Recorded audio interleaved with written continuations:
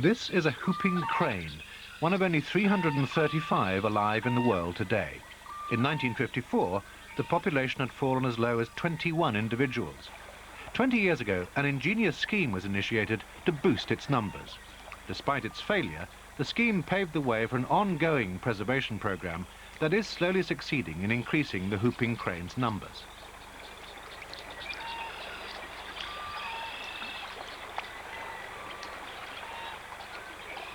When America's virgin wilderness was claimed by early colonists, most of the whooping crane's breeding grounds were drained and ploughed. The birds didn't move on, they just began to die out.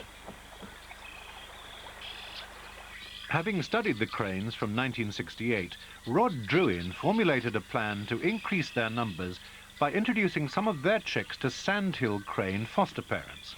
The scheme would use the principle of follow my leader.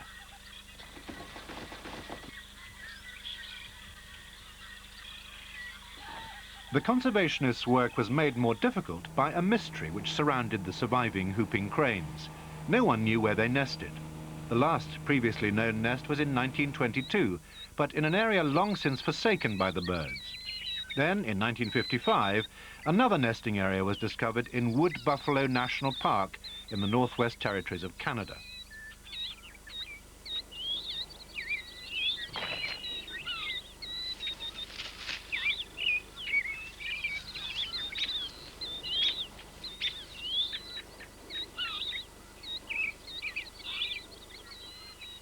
One reason for the crane's very slow recovery is that although it lays 2 eggs, it usually only manages to raise 1 chick. Pairs which successfully raise both chicks often separate their offspring to avoid conflict over food.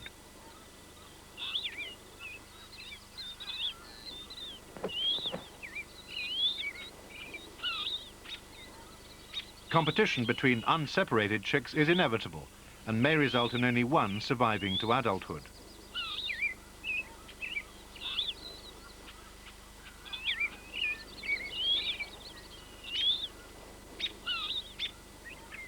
A single chick per pair does little to boost the crane's annual total.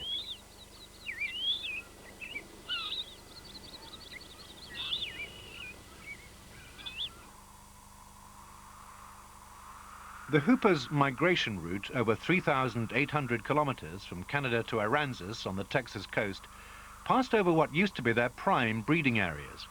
But although much of the territory was carefully protected, the birds showed no sign of nesting there again. Although Aransas was only one of several traditional wintering grounds, cranes hadn't been sighted at any other refuge.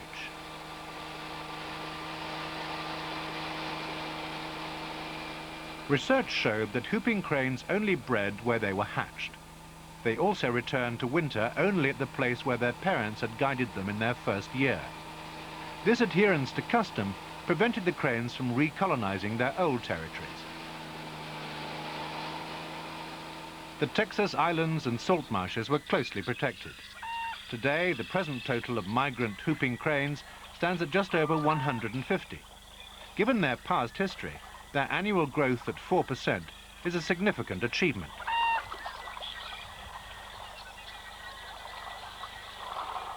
Aransas provides a wealth of food for the birds, mostly clams and other invertebrates found in the mud.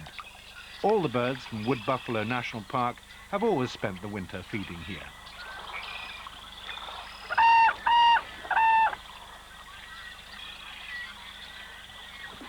Aransas lies on the Gulf Intercoastal Waterway, used daily by barges carrying chemicals, oil and natural gas. Past experience has shown that no floating carrier can be 100% safe. If just one of these oil tankers was breached, the cranes would lose their only wintering grounds, and then the world would lose the whooping cranes.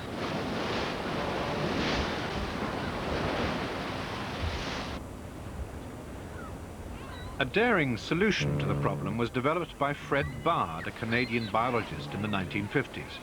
He suggested moving part of the population, but at that time too little was known about the cranes to justify the risk. Instead, biologists concentrated on rearing them in captivity.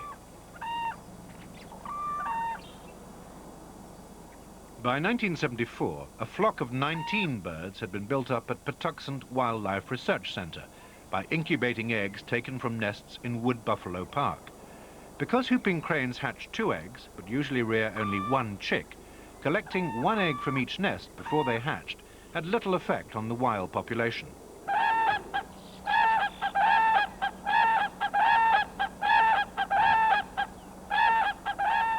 The captive birds courted, formed pairs and laid eggs, but then the researchers had only limited success in rearing their chicks. Now most of those problems have been overcome, but in 1975 Fred Bard's original idea began to take on an importance. Like many great ideas, it was very simple.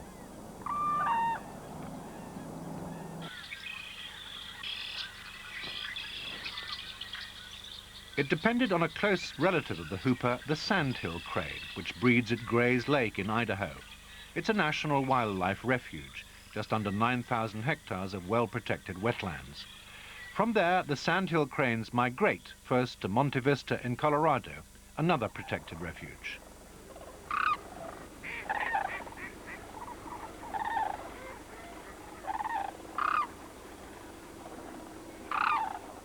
Shooting is strictly controlled during limited periods. Hunters are allowed to shoot only certain species and only in certain numbers. For the rest of the time, Monte Vista is a sanctuary.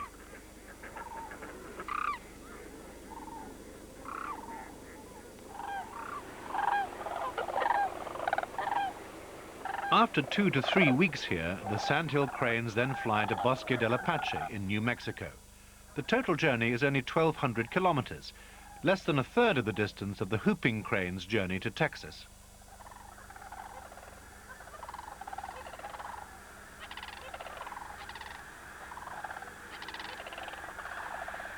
Because the 2 species lead very similar lives, Bard's idea was to introduce whooping cranes into the sandhill crane population. Like hoopers, sandhill cranes are strictly traditional in their use of migration routes and wintering grounds. The sandhills share Bosque del Apache with other migrants, including ducks and snow geese.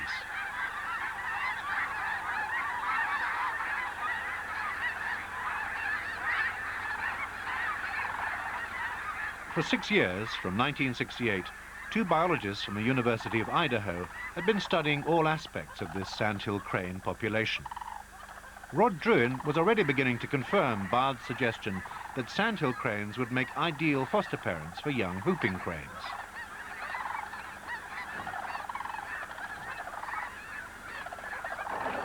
Cranes become imprinted as chicks. They follow the first moving object they see, which is normally one of their parents. Because of this, the transplanted whoopers would have to be taken to Gray's Lake as eggs. Druin had already made detailed studies of the sandhill crane's nesting behavior. Now that information became invaluable.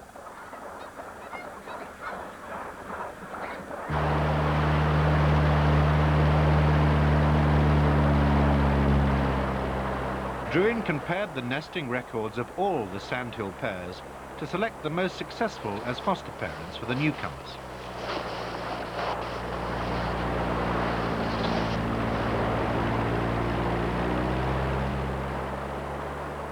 Like hoopers, sandhill cranes usually rear only one of the 2 eggs that hatch. An important early task was to determine whether sandhill parents would continue to incubate the remaining egg if one of their clutch was taken.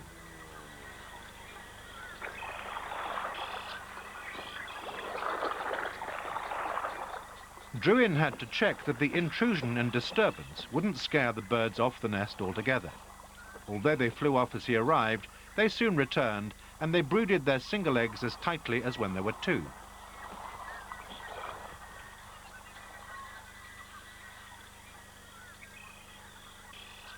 When all the questions had been satisfactorily answered, in the spring of 1975, the operation started. Druin removed 1 egg from each of the 14 most successful nests in the refuge. The fertile sandhill eggs would be hatched in Patuxent as part of their own fostering program. The remaining egg in each nest was to be replaced with a whooping crane egg, and in this first trial, they would be flown from Wood Buffalo.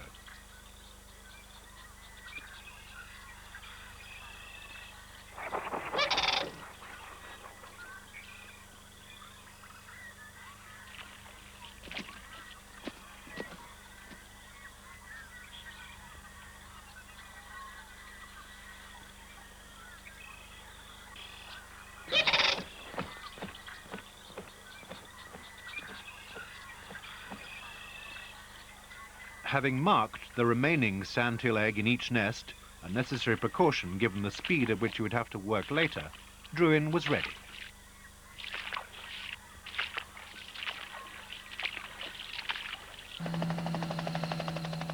A few days later, the precious Canadian eggs arrived. They'd been flown by Air Force jet across the United States and then by helicopter from the nearest airfield to Gray's Lake.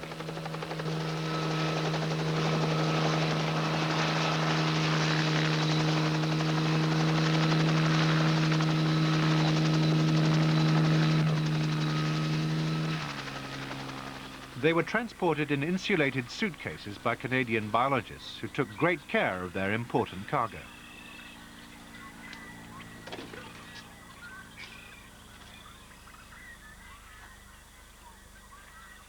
Each suitcase had contained half of the eggs during transit to reduce the risk of damage. Now, 12 of the eggs were carefully transferred into one suitcase, and the empty one would be used to collect the sandhill eggs.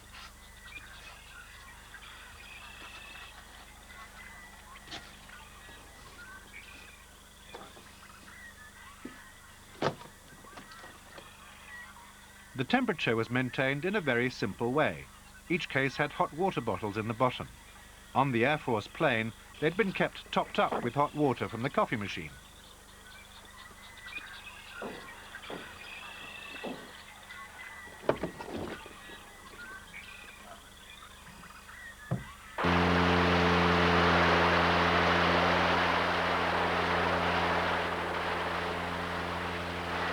It only remained to deposit the eggs on the nests as quickly and efficiently as possible to minimize the disturbance to the birds.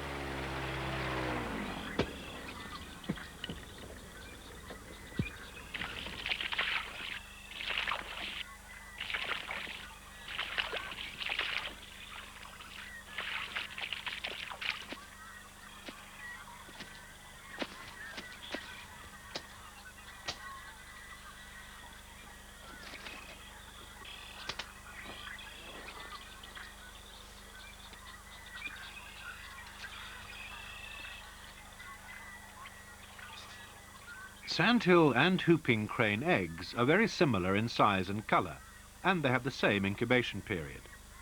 The whooping crane eggs have been collected from nests where they'd been laid at approximately the same time as the foster parent's own clutch. When the last egg was in place, all the biologists could do was wait until the fostered eggs hatched.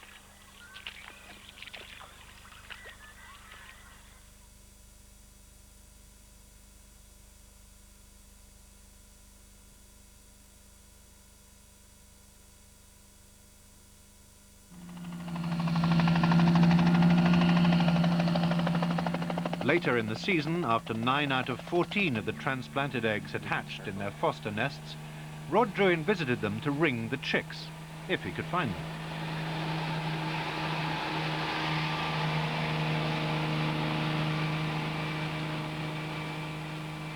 Many whooping crane chicks die in their first 30 days from natural causes.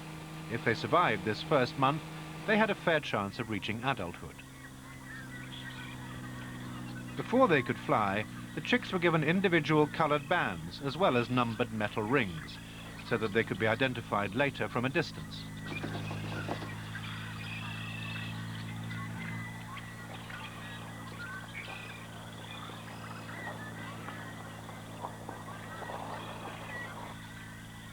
Throughout the summer, Druin caught occasional glimpses of the young hoopers. 5 died from natural causes, but 4 were still alive in early October when the sandhill cranes left on migration to their winter grounds.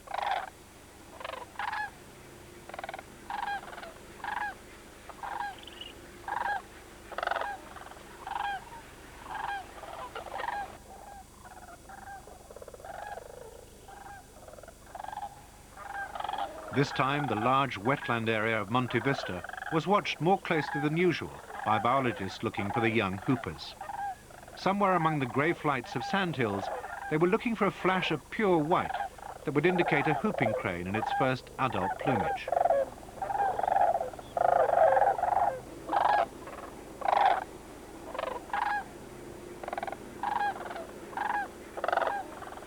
The cranes arrived, but there was no trace of a hooper.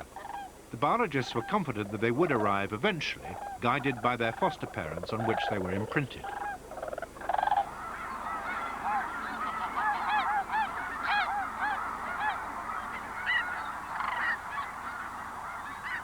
The survival of only 4 out of 14 eggs was not as great a disappointment as it might sound. In the wild population at Wood Buffalo, only 1 in 4 eggs produces a migrating young bird. That's 4 out of 16. The experimental population actually had a slightly higher average than the natural one. Given these statistics, it was strange one hadn't arrived yet.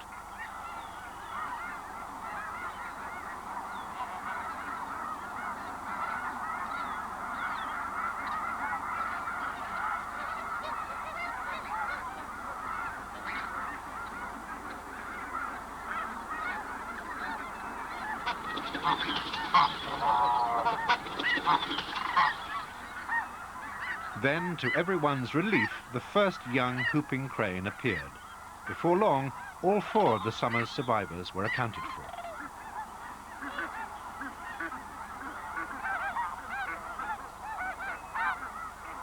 It really began to seem as if the experiment would succeed.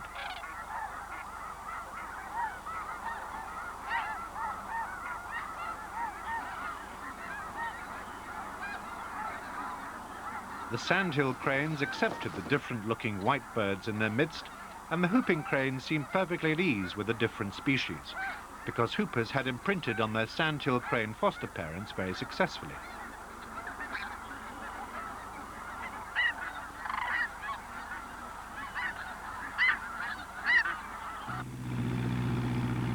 When the time came to move on to Bosque del Apache, the hoopers would undergo a test of their adaptive ability. Whooping cranes in Texas fed on invertebrates from the mudflats, but wintering sandhills fed on grain. Would the hoopers mimic their foster parents' behavior or develop independent feeding methods of their own?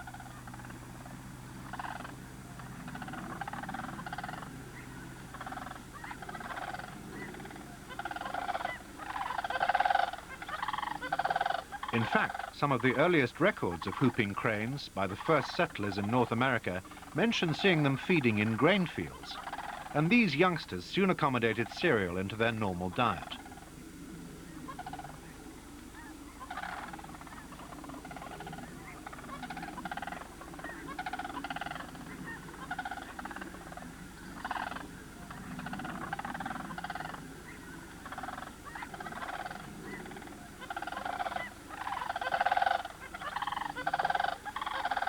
Although this new population was safe from the man-made dangers of the Texas coastal waterways, it wasn't immune from the natural dangers of the sandhill's winter home. Bosque del Apache, with its huge wintering flocks, was very attractive to predators, for obvious reasons.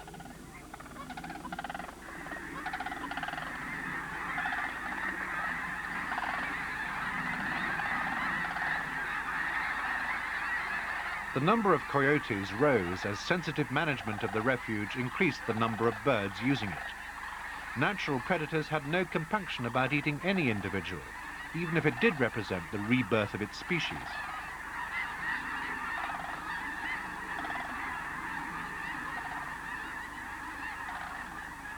After the first experimental hooper reached Bosque in 1975, the transplants were repeated annually. In 1977, during the long drought, coyotes were able to cross to the islands where the birds normally gather, and many sandhills died, but no whooping crane was caught. Throughout the first winter, the 4 pioneers survived.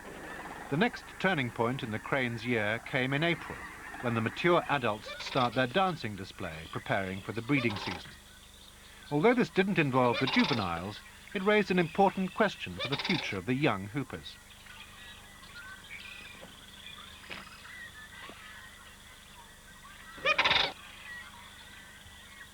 If young birds learned their behavior from seeing adults displaying, the hoopers might take sandhill cranes as their models, and therefore as mates when they reach maturity.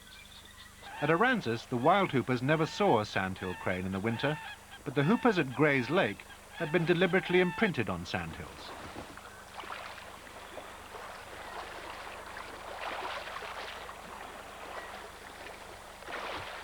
The two species can breed together, producing hybrid offspring. Under natural conditions, they're prevented from crossbreeding by subtle differences in courtship behavior, as well as by using different breeding and wintering grounds. In every other respect, the lives of the two species are so similar as to be effectively interchangeable. As the Aransas hoopers ate their last Texas clams and prepared to return to Canada, the Bosque sandhills and their whooping crane foster chicks were taking their last corn and setting off for Idaho. Maintaining the differences in courtship display was absolutely vital in keeping the new whooping crane population intact. This was the one point in the operation when the scientists had to rely on the birds themselves. They had believed that the birds' essential similarity in behavior would make the first part of the scheme possible. But would the new hoopers now continue to mimic their foster species in courtship behavior too?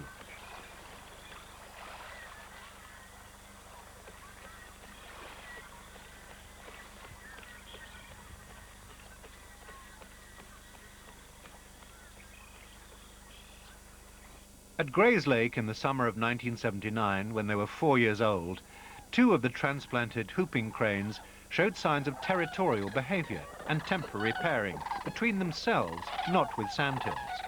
But sadly, this promising beginning was not to continue in the long term. Most of the hoopers transplanted in later years failed to return to the breeding site where they were reared. More significantly, the first part of the operation ultimately misfired. The transplanted cranes failed to breed with their own kind because of their imprinting on their sandhill foster parents.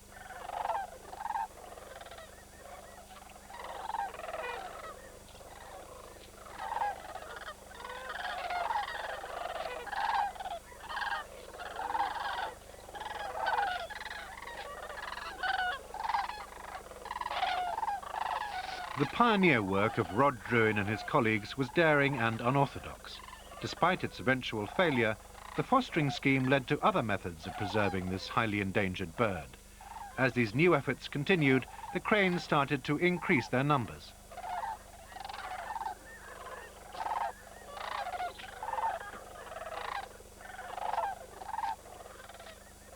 Captive reared whooping cranes have been used to introduce a non-migratory wild population in Florida, now numbering over 60. A whooping crane reintroduction plan to repopulate the bird's ancestral range in Canada may begin soon after the millennium. It would be a success story indeed if people, the primary reason for the whooping crane's initial demise, were to be the architects of the survival of this great white bird that so nearly vanished from the American skies.